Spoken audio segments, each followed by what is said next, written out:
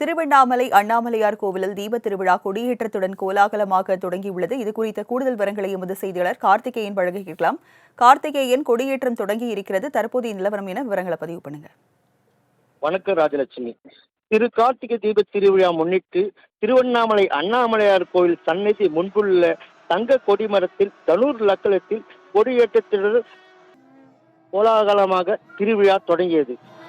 இந்த கொடியேற்றத்திற்கான பக்தர்கள் கலந்து கொண்டு ஆயிரத்துக்கணக்கான பக்தர்கள் கொண்டு அண்ணாமலைக்கு அரோகரா என பக்தி முழக்கமிட்டு வழிபட்டனர்.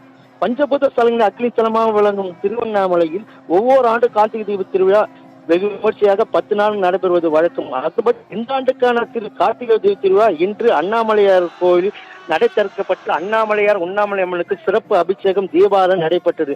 அதனைத் தொடர்ந்து விநாயகர், முருகர், அண்ணாமலையார் உண்ணாமலை அம்மன், பராசக்தி அம்மன், சண்டிகேஸ்வரர் என்ன ஒவ்வொரு ஒன்றன் பின் ஒன்றாக கோயிலிருந்து தங்க கொடிமலை அருகே எழுந்தரில் பக்தர்கள் காட்சி தந்தார். இன்று முதல் தினந்தோறும் காலை இரவு பஞ்சமூர்த்திகள் பல்வேறு வாகனம், தாமதேன வாகனம், கற்பகிசு வாகனம், வெள்ளி ரிசவ வாகனம், கண்ணாடி வாகனம், தங்க சூரிய வாகனம் என்ற உள்ளிட்ட பல்வேறு வாகனங்கள் சாமி 10 நாள் பாட வீதி வந்து பக்தர்கள் காட்சி தந்து வருவது வழக்கம்.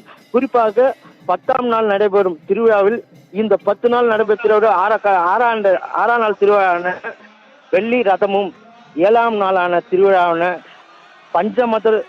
பஞ்சமூர்த்திகளான பஞ்சரதம் வெள்ளோட்டம் நடைபெறும். இதனைத் தொடர்ந்து 10ஆம் நாளான அதாவது வருகிற 13ஆம் தேதி அண்ணாமலைக்கு அதிகாலையில் கருவறை அருகே பரணி தீபமும், அன்று மாலையில் 2668 அடி உயரமுள்ள மலை உச்சியில் மகா தீபம் ஏற்றப்படுகிறது.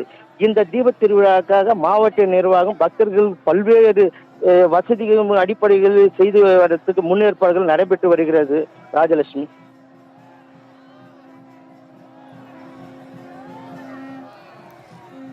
திருவண்ணாமலையில் கொடியேற்றம் கோலாகலமாக தொடங்கியுள்ளது. விவரங்களை வழங்கியதற்கு நன்றி கார்த்திகேயன்.